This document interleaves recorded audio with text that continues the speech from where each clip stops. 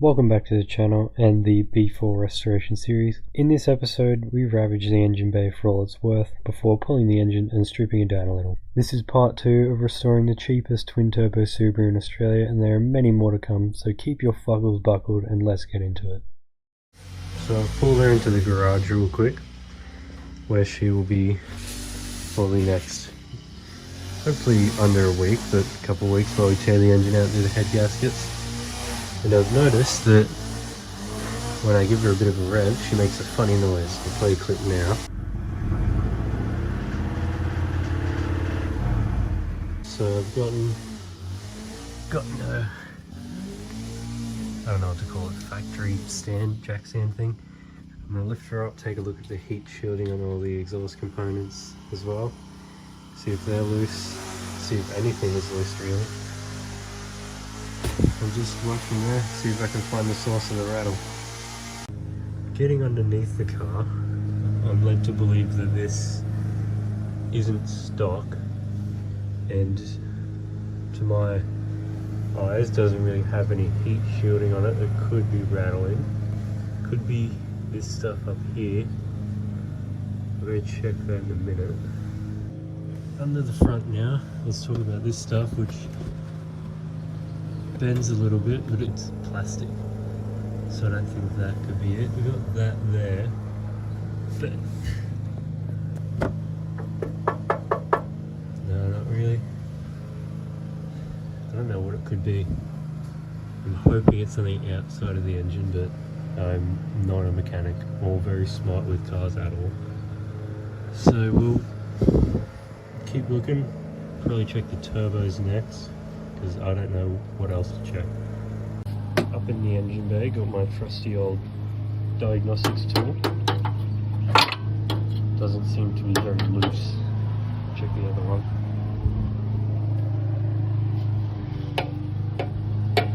No, not very loose either. Can't be the turbos. I don't think there's much.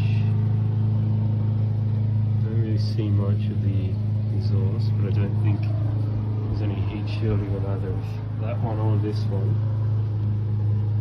Doesn't look like it. Give it a diagnosis check. That does, according to my diagnostics tool, look like some heat shielding. It doesn't sound very loose, but it does get a bit close to the turbo there. I could set the camera up and see if it shakes or rattles when I give it a rev, but I don't know. Check the other side underneath, see if I can see anything similar. Okay, I'm underneath the car. It's really quite cramped, but you can see it's got some heat shielding around that turbo outlet, which, yeah, not surprising. Could be the source of the rattle. Does look like it gets close. Oh, I can't see. It does look like it gets close towards the top of the turbo. I'm not very smart. I might set the camera up, see if it gets louder at certain spots, but we'll see. Let's go try that out. Give her a start.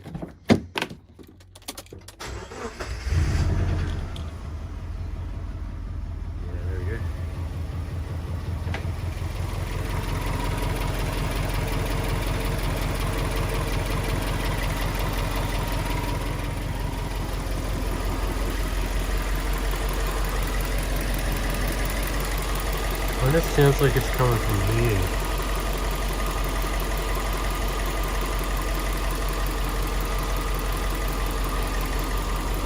Could be something timing related?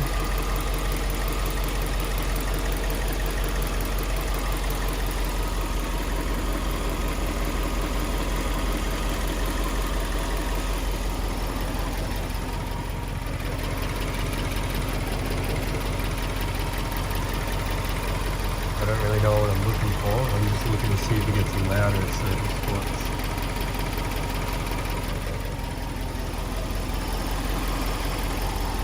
From here, it definitely sounds like it's on this side.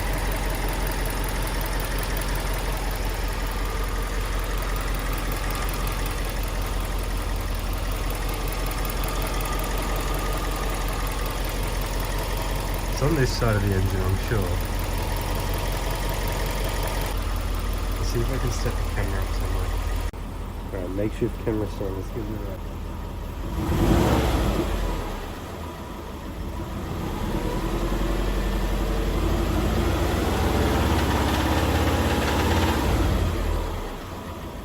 To my untrained eye, it doesn't really sound that regular or orderly to be in the engine.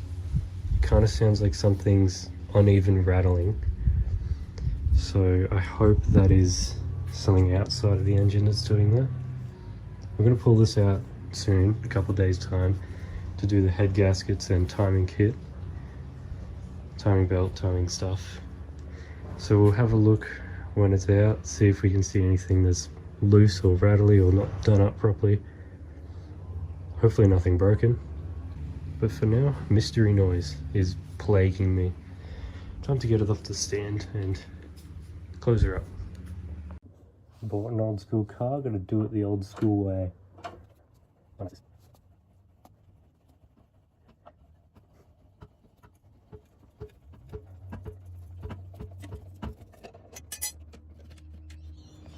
She's down, back on the ground.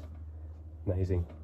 One thing I did notice is L series sedan and wagon. This isn't that. This is about 500 kilos heavier than an L series sedan or wagon. So that's not great, but I mean, whatever works. It got it up, got it down. Good enough for me. So last night, after we first heard the knocking sound, we went and we dropped the oil to see if there's any funny metal things in it. And when that gunk, it's just stuff that fell in because we left it overnight. It looks perfectly fine. There's nothing in there. Looks like oil, no shininess. Looked through it, poured it into another container. It looks fine. No metalness. So the oil's good. And I just reckon it's because this car sat for months, it's got bad fuel. But we'll find out once we pull the heads off, see if any of the rods are actually broken or the bearings are broken. We're going to discuss our plan of actually taking this thing out now, see how we're going to do it. So that's next.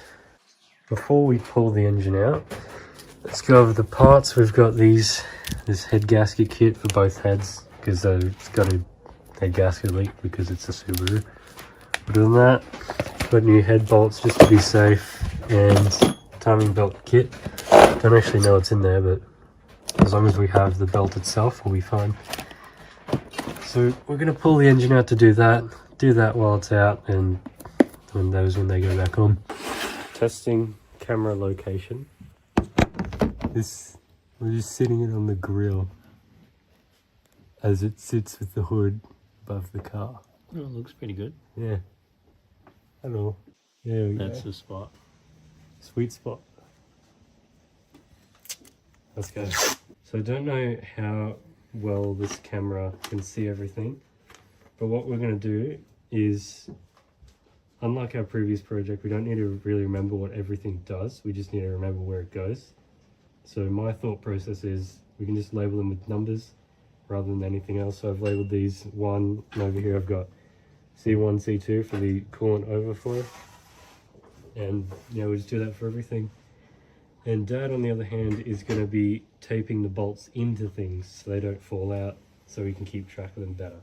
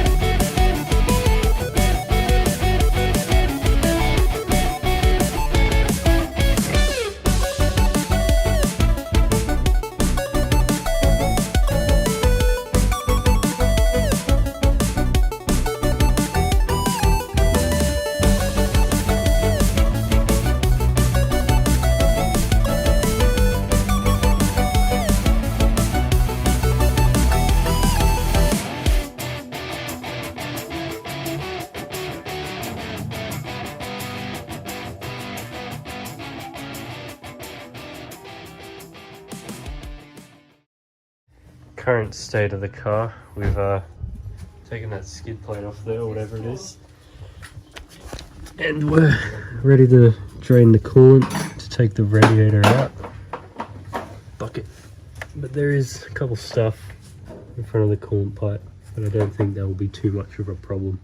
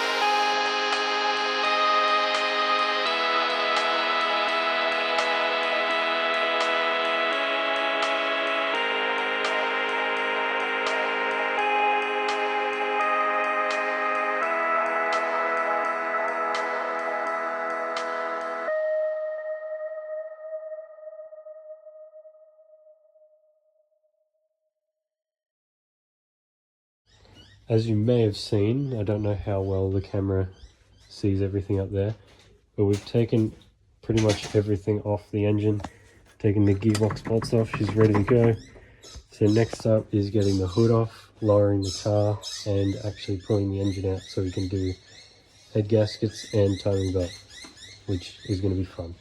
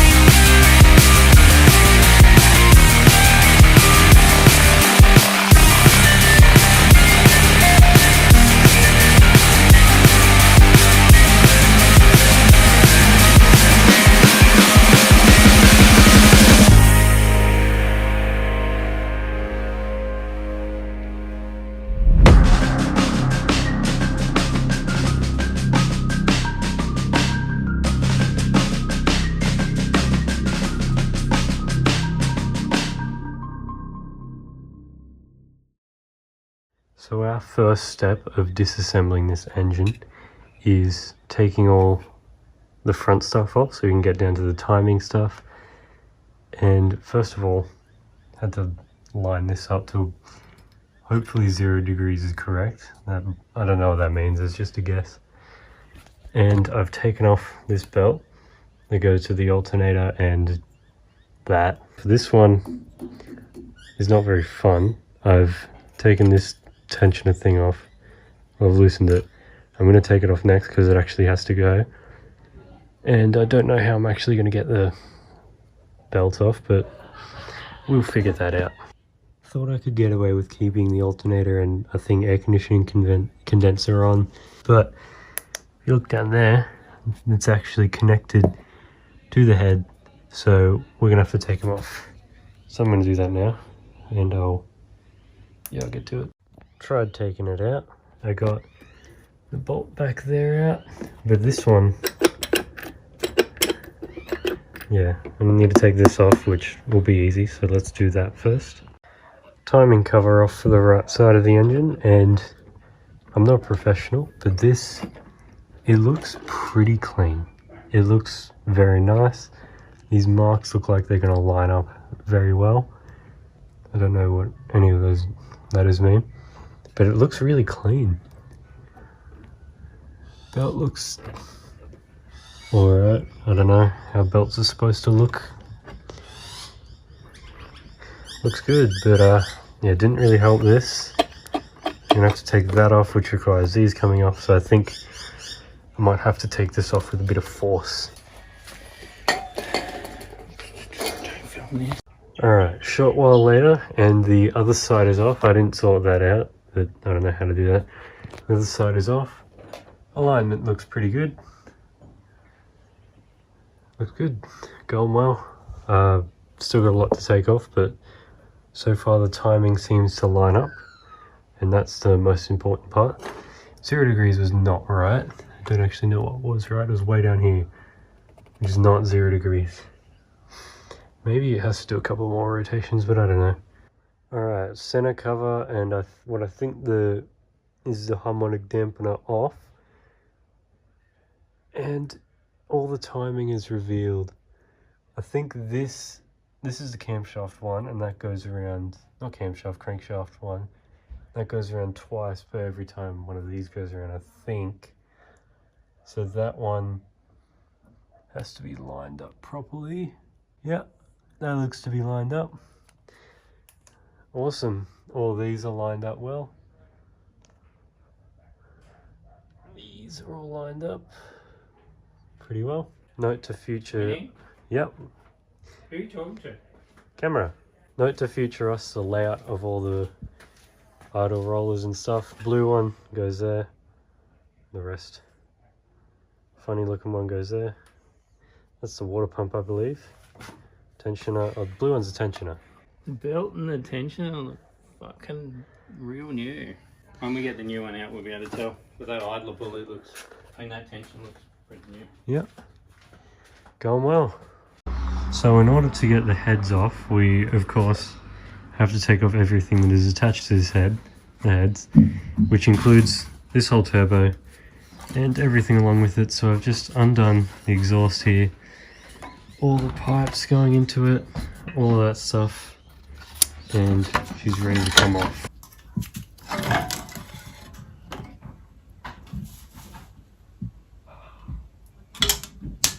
Oopsies. Something fell. Right on the floor. She's out. Alright, having taken the turbo off, I've been looking for anything else that I need to take off that's attached to this head. And I believe, apart from the actual intake manifold and exhaust, that may be it. I may be done. You can see the separation there. I don't think there's much else. It's actually attached to the head, which is great. That might be something, but I'm not sure. We'll get this exhaust off, then I'll work on getting this side all apart, and we'll see what comes next. So me being the absolute genius I am, I started taking the exhaust off, but then realised the exhaust is attached to the other turbo. So got to take this side apart, take that turbo off, then I can get the exhaust off and see what else there is. So let's maybe do that first. Engine is rotated with the help of Dad. Now, I need to look for what actually needs to come off that tube. This, that, of course the intake pipe, that, whole bunch of stuff, wastegate.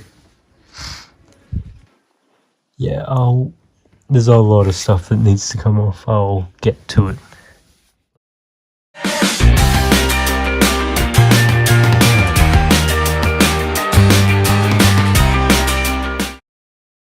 May have messed up a little bit.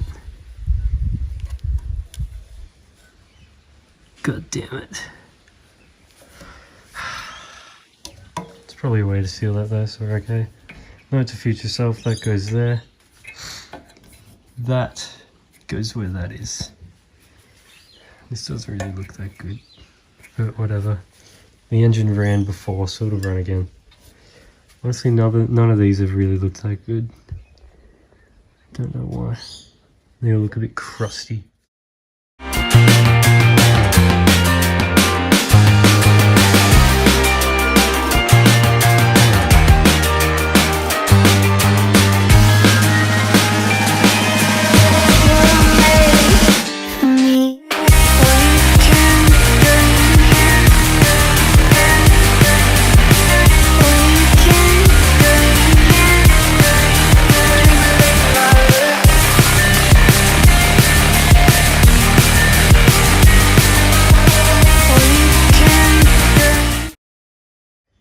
Okay, as is very evident, I kind of fucked up that bolt.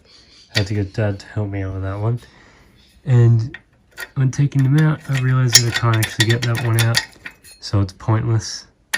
Anyway, so I'm gonna have to take this off, and then that's why I took the heat shielding off. And once we've done that, we can see how much else we can get off. I have to undo that. Yeah, and just repeat the process as with this turbo. Yank it off at the end and see how it goes.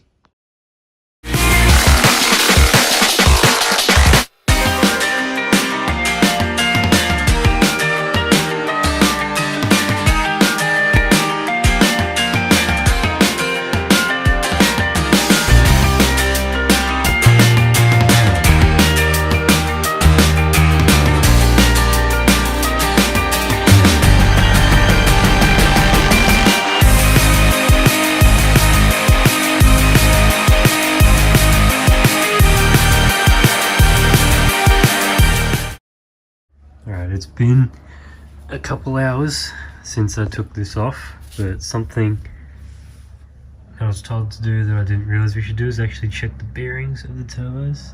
This one, if the camera will adjust, it's spinning fine according to me, not much play in there.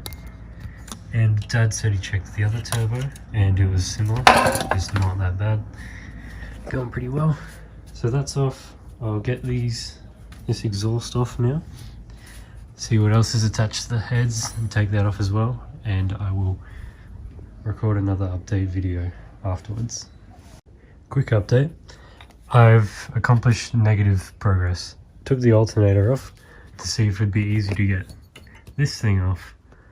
Couldn't get that one, couldn't reach it, could barely get it off, and then I realized there's only that bit there that's actually connected to this head, and as long as that's off, we'll probably be able to get the heads off anyway. So I didn't even need this off, it was absolutely pointless. So taking that off was absolutely pointless as well. Yeah, whatever. Might just keep it off though, just because it might make some things easy to reach under there. These would be easier to reach if we ever need to get them off. I doubt it, but anyway, I'm pretty sure everything that needs to be off is off. So yeah, we'll move on to tearing the engine apart. I don't know if that'll be a separate episode or not, but if it is, then that's the end of this one. What we accomplished was getting that this out of there, putting it here, taking those off, and that, and apparently that, among some other stuff. So yeah, pretty good progress over a couple days, I reckon. Hopefully have this down, have the heads off over the next couple days. New head gaskets on, put it back together, the new timing kit. I forgot what else we bought, don't really remember, but hopefully within 2 weeks we can have this car running again and hopefully registered, which is very exciting. So anyways, we'll keep going, keep recording, keep putting these up, and we'll see how far we get in how long. Anyways, that's it.